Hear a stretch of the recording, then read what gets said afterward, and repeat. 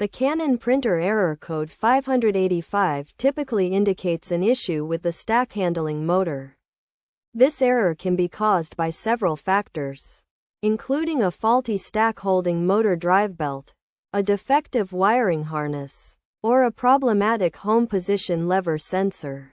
To resolve the error, start by ensuring the stack holding motor drive belt is functioning properly. This can be done by switching off the printer, opening the media door, and removing the media ribbon. Next, remove the transfer roller and the belt. Then install a new transfer roller and a new belt. It is also essential to check the wiring harness for any issues, verifying its compatibility and replacing it if necessary.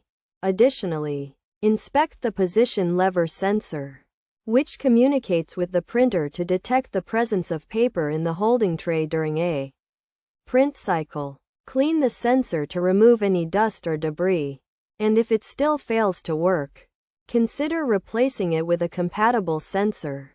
By following these steps, the Canon printer error code 585 can be effectively resolved.